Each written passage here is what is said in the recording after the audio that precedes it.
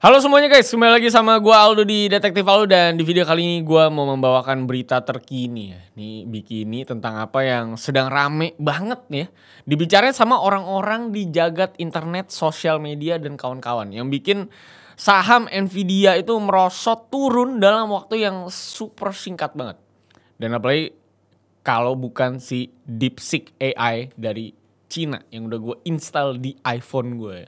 Karena dengan adanya perang AI antara Cina dan Amerika ini, akhirnya kita sebagai masyarakat sipil itu juga bisa dibilang bisa terbantu untuk mengakses teknologi AI dengan lebih mudah.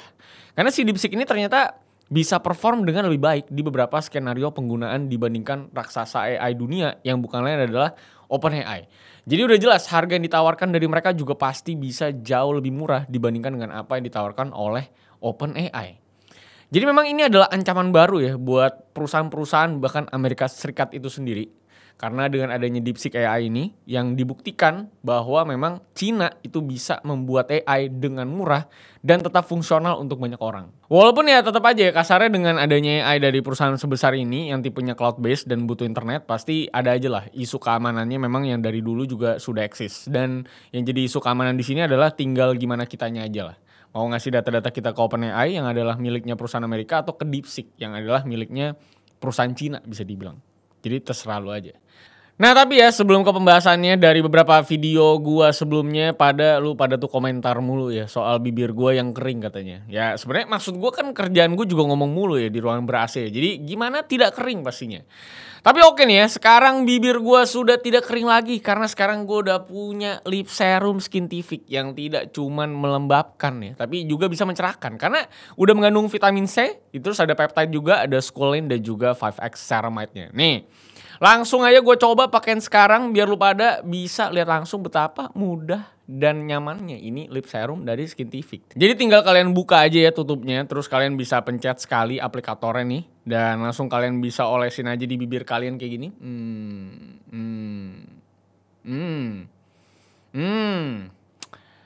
Udah gitu, aplikatornya juga terbuat dari bahan metal yang curve gini bentuknya. Dan itu gampang banget kan nge-aplikasiin di bibir kalian. Jadi ada sensasi cooling juga ya karena ada bahan metal yang curve tadi tuh. Dan tidak tajam tentunya pas lagi lu pakein ke bibir lu sendiri. Jadi bisa kalian lihat sendiri nih before after pemakaian lip serum Skintific ini dalam 14 hari. Bibir gue jadi tampak lebih cerah, lebih lembab juga, lebih halus, dan yang paling penting tentunya lebih sehat dalam waktu yang cukup singkat. Nah, lip serum Skintific ini juga kalian pakai kapan aja itu bisa, di mana aja juga bisa. Karena sudah diformulasikan tanpa warna, ukurannya kecil, udah BPOM juga, dan tidak lupa harganya cuma 100 ribuan doang. Jadi dengan 100 ribuan saja ya, ini sudah cocok banget buat kalian yang bibirnya kering, gelap, atau mungkin gak rata. Langsung aja check out produknya, ada di shopping cart di kiri bawah layar kalian, biar bibir kalian jadi sehat seperti saya. Nah kalau bibir saya sudah sehat dan lembab, di video juga udah enak dilihat, kita langsung aja bahas soal update apa yang ada tentang si DeepSeek AI ini. So let's begin the video guys. I lost myself. I waited still for a glimmer to arrive. I know it will. Oke, kembali lagi di berita terkini alias bikini. Dan di video kali ini gue mau ngebahas soal DeepSeek AI yang baru-baru aja muncul dan menggemparkan jagat internet dan juga pasar saham Amerika Serikat. Karena Nvidia itu kehilangan nilai pasar hampir 600 miliar dolar, lo bayangin. Atau kalau dirupiahkan ya, itu angkanya sampai 9,7 kuadriliun. Ribet sendiri ya kan. Bisa bikin IKN 16 biji gue rasa. Nah tapi sebenarnya apa sih yang terjadi dengan dunia AI ini selama seminggu terakhir? Kenapa akhirnya bisa ada satu AI baru yang mendobrak internet, diomongin di mana-mana, bahkan jadi most downloaded free app di App Store-nya Apple sejak peluncurannya di bulan ini. Dan pokoknya ada apa gitu sebenarnya? Oke, kalau kita ngomongin apa yang lagi terjadi di satu minggu terakhir, semua ini dimulai waktu ada satu perusahaan startup asal Cina yang memperkenalkan satu produk mereka yang punya kapabilitas edan banget. Yang produknya itu bukan lain adalah DeepSeek R1 atau R1. Yang dimana si R1 ini punya kapabilitas yang serupa dan mirip banget sama sahabat kita di tahun 2024 yang bukan lain adalah ChatGPT punyanya OpenAI. Sekarang kalau kita ngomongin ada produk digital serupa atau mirip-mirip dengan apa yang udah ada, sebenarnya kan itu udah bukan sesuatu yang wah banget dan gimana-gimana. Tapi pada kasus kali ini, bisa dibilang kalau ini tuh wah banget. Nah, kenapa bisa wah banget? Ya karena ini DeepSeek R1 itu punya kapabilitas yang mirip sama ChatGPT sebagai chatbot yang bisa tanya jawab sama si pengguna. Bisa bikin konten, sampai ke analisis data juga bisa. Dan itu semua bisa dilakukan dengan menggunakan bahasa manusia lewat prompting kayak di ChatGPT juga. Nah, yang wah dari si DeepSeek R1 ini adalah karena dia ini umur developmentnya tuh baru masih muda banget lah. Sekitar 1 tahunan doang. Dan yang paling wah itu ada dari sisi budget developmentnya. Yang ada di angka 5,6 juta dolar. Yang bisa dibilang cuma 1/10, 1/20 atau bahkan 1/1000-nya budget OpenAI dalam beroperasi di 1 dekade terakhir. Terus kalau kita ngomongin perusahaan lain yang ngembangin AI juga, kita bisa lihat Meta yang baru ngumumin di minggu kemarin. Kalau mereka itu bakal menggelontorkan dana sekitar 65 miliar dolar di tahun ini buat mendevelop AI mereka. Dan bahkan Sam Altman selaku CEO dari OpenAI juga tahun lalu sempat bilang kalau industri artificial intelligence ini butuh investasi triliunan dolar untuk pusat data AI ini. Karena kan dari mulai chipnya harus yang paling canggih, terus dari penggunaan listriknya juga pasti gila banget. Pokoknya ini industri masa depan yang butuh dana besar sekali buat running setiap harinya. Makanya ini jadi sebuah gebrakan besar di industri artificial intelligence karena semua ini tuh kayaknya muncul di situasi dan kondisi yang too good to be true buat para pengamat. Dari mulai Nvidia sebagai perusahaan Amerika itu lagi naik daun banget dengan per AI-nya dan juga produk-produk dari lini gaming mereka yang emang bisa dibilang top of the chart. Udah gitu Presiden terpilih Donald Trump itu juga beberapa waktu lalu baru aja mengumumkan kalau dia tuh bakal melakukan investasi 500 miliar dolar pada perusahaan-perusahaan swasta supaya Amerika Serikat menjadi yang pertama dalam urusan teknologi AI. Apalagi kalau kita lihat secara politis, Amerika Serikat dan Cina kan bisa dibilang gontok-gontokan banget ya satu sama lain ya. Dan pada saat ini, Amerika juga kan membatasi pergerakan Cina dalam sektor teknologinya. Dari mulai ngelarang Huawei dan TikTok buat masuk ke Amerika, terus kalau ngomongin dari sisi hardware pun, Amerika Serikat juga melakukan pembatasan ekspor chip GPU A100 dan juga H100 dari Nvidia yang memang dipergunakan untuk keperluan AI. Jadi lu bayangin ya, Amerika itu sampai melarang Cina buat pakai chip AI buatan Nvidia yang adalah perusahaan Amerika. Dan alasan yang mereka pakai buat pelarangan ini adalah untuk mencegah penggunaan AI untuk keperluan militer dan juga intelijen Cina.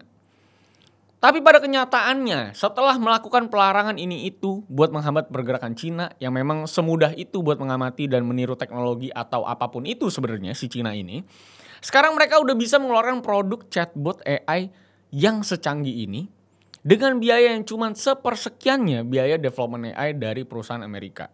Apalagi kan dengan adanya pelarangan ekspor ke Cina, itu juga harusnya mereka tambah kesulitan dalam mendevelop AI mereka ini, tapi ternyata mereka bisa. Gokil dengan seluruh embargo yang ada. Tapi terus kenapa akhirnya mereka bisa mendevelop AI dengan waktu yang sesingkat itu dan juga budget yang serendah itu dan juga resource yang terbatas itu? Jawabannya itu ya sebenarnya mereka juga tetap pakai chip Nvidia juga.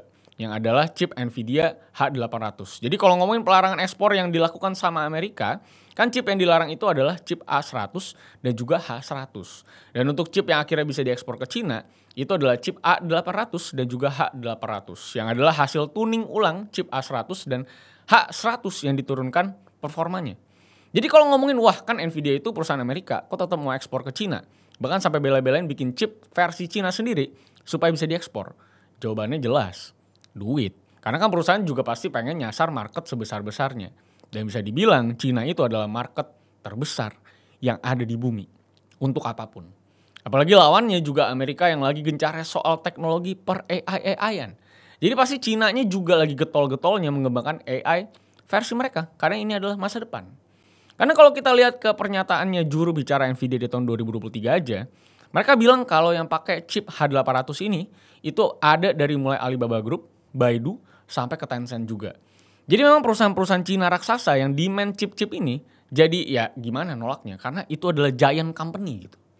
Terus kalau ngomongin DeepSeek-nya sendiri, sebenarnya apa itu DeepSeek dan kenapa mereka bisa eksis? Jadi DeepSeek sendiri itu adalah perusahaan asal Cina yang didirikan sama seorang pria namanya Liang Wenfeng. Kurang Cina apa lagi dia? Seorang electronic information engineer yang lulus dari Zhejiang University.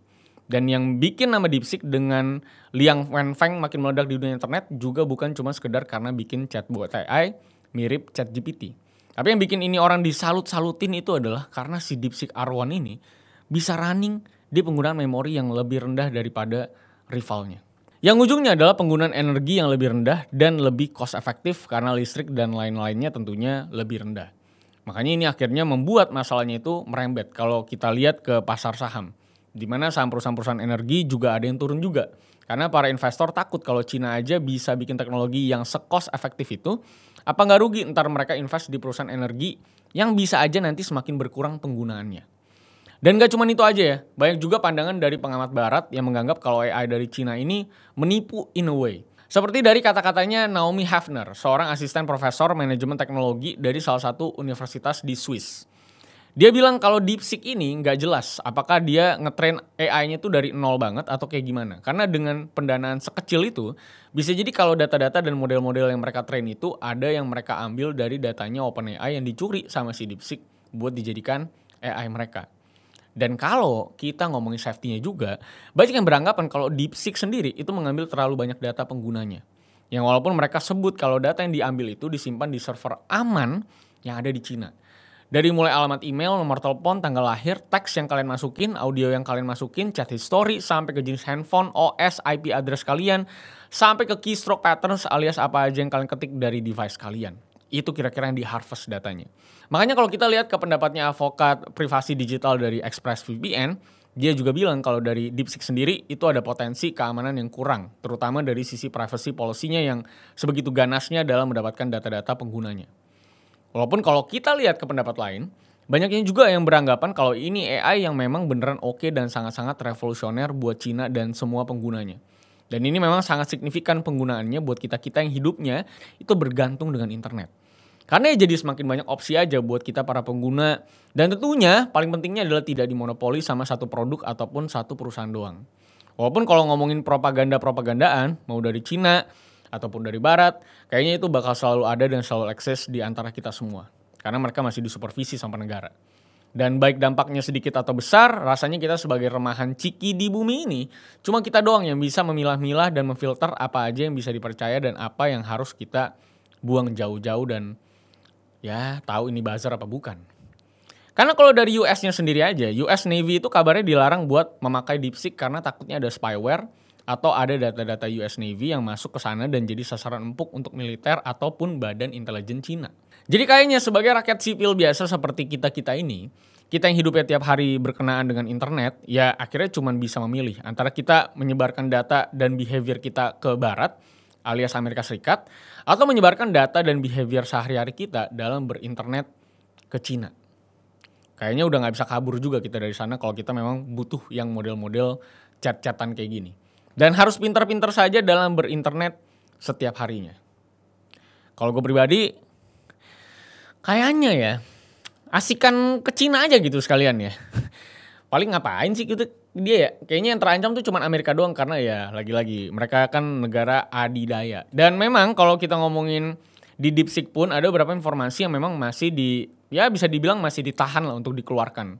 Kayak misalnya kita ngomongin Tiananmen Square gitu ya untuk tragedi itu kayaknya nggak bisa juga lu search di DeepSeek. Terus ada beberapa hal yang juga nggak bisa di search di DeepSeek kayak lagi tulis-tulis tiba-tiba kayak stop gitu tulisannya. Jadi ada beberapa yang memang masih dilarang di Cina dan kayaknya untuk masalah censorship dan kawan-kawan ya kayaknya itu udah bukan hal baru lah yang terjadi di Cina karena sampai detik ini pun kayaknya masih banyak hal yang memang tidak bisa diakses di Cina karena banyak teman-teman gue yang kuliah di sana lalu akhirnya mereka harus berlangganan VPN bahkan ada calo-calo gitu ya yang memperjualbelikan VPN mereka supaya mereka itu bisa mengakses YouTube dan kawan-kawan yang memang sebagai situs-situs yang dilarang untuk bisa diakses di Cina. Tapi again, ini adalah sebuah pergerakan yang baik dan semoga ini akan diikuti sama banyak negara-negara lain untuk akhirnya bisa menciptakan AI mereka sendiri gitu ya. At least ya ada persaingan supaya kita itu tidak dimonopoli sama satu atau dua platform doang. Apakah Indonesia bisa membuatnya? Tentunya kita akan melihat nanti di masa depan apakah Indonesia akan mengeluarkan setidaknya open public lah tentang anggaran yang mungkin bisa dijadikan untuk pembuatan AI ini. Karena kan kita dulu pengen bikin Gatot Kaca ya. Jadi mungkin yang ini apalah, si buta dari gua hantu mungkin gitu kan, nggak tahu juga. Tapi kita akan lihat bagaimana pergerakan negara-negara lain dalam mengembangkan AI mereka. Tapi yang pasti dengan adanya DeepSeek ini, lu bisa coba sendiri gitu ya. Apalagi saat DeepSeek-nya itu, lu nyalain itu untuk mikirnya tuh, untuk si R1-nya ini, R1-nya ini. lu bakal ngeliat bahwa AI ini benar-benar cukup signifikan dan efisien untuk bisa ngebantu lu untuk berpikir atau menjawab pertanyaan-pertanyaan dari lu. At least dalam banyak hal, lu akan bisa menemukan teman diskusi lewat si DeepSeek ini. Kita akan lihat bagaimana perkembangannya nanti. Yang pasti saham perusahaan-perusahaan US itu udah pada terjun payung semua. Semoga all time low, bisa kita beli saham, nanti kaya kita. Kalau Amerika memang bisa memperbaiki apa yang terjadi. Karena tentunya manuver dan segalanya lagi dipikirkan baik-baik sama perusahaan-perusahaan Amerika untuk next step-nya harus seperti apa. So, terima kasih sudah menonton sampai akhir untuk berita terkini ini. Dan kalian bisa komentar kira-kira kalian kalau disuruh pilih, lebih baik pakai ChatGPT atau pakai DeepSeek. Silahkan tulis di kolom komentar dan mari kita berdebat. Sampai jumpa semua di video selanjutnya. Terima kasih sudah menonton sampai akhir. Masih banyak hal yang bisa kita bahas. So, see you on the next video, guys. I lost myself. I waited still for a glimmer to arise.